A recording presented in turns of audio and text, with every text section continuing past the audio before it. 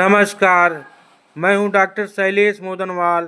श्रेया ज्योतिष केंद्र में आप सभी का हार्दिक स्वागत करता हूं। कार्तिक मास चल रहा है। इसी क्रम में कार्तिक शुक्ल पक्ष चतुर्दशी को वैकुंठ चतुर्दशी का पर्व मनाया जाएगा। इसी विषय पर आप सबके समक्ष कुछ निवेदन करना चाहता हूं।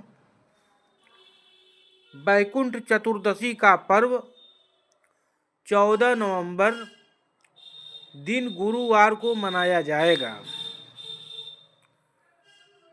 इसके विषय में क्या व्रत का विधान है और क्या पौराणिक कथा है, मैं चर्चा करता हूँ।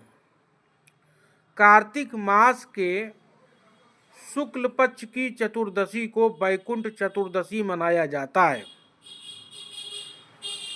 वैकुंठ चतुर्दशी के दिन वैकुंठाधिपति भगवान श्री विष्णु की पूजा की जाती है।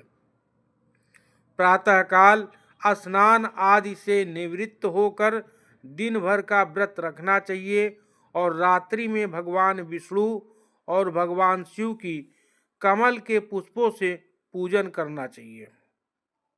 रात्रि के बीत जाने पर दूसरे दिन शिव जी का पुनः पूजन कर ब्राह्मणों को भोजन कराकर स्वयं भोजन करने का विधान इस व्रत में है। वैकुंठ चतुर्दशी का यह पावन व्रत शैवों एवं वैष्णवों की पारस्परिक एकता और भगवान विष्णु तथा शिव के ऐक्य का प्रतीक है। इसकी पौराणिक कथा है। एक बार भगवान विष्णु देवाधिदेव महादेव का पूजन करने के लिए काशी आए।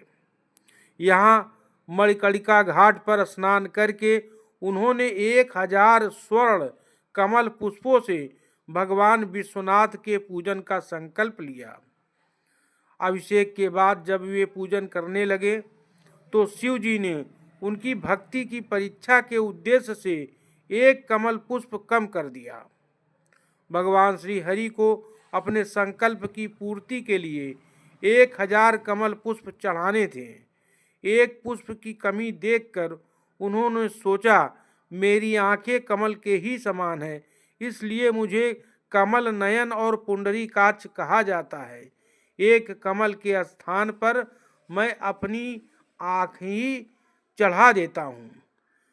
जब भगवान विष्णु अपनी आँख को चढ़ाने के लिए सोचते हैं, प्रयास करने चलते हैं, ऐसा जब उनकी भावना और भक्ति देखते हैं तो भगवान महादेव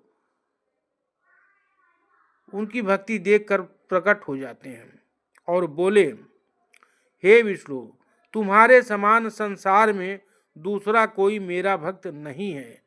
आज की यह कार्तिक शुक्ल चतुर्दशी अब वैकुंठ चतुर्दशी के नाम से अभिहित होगी।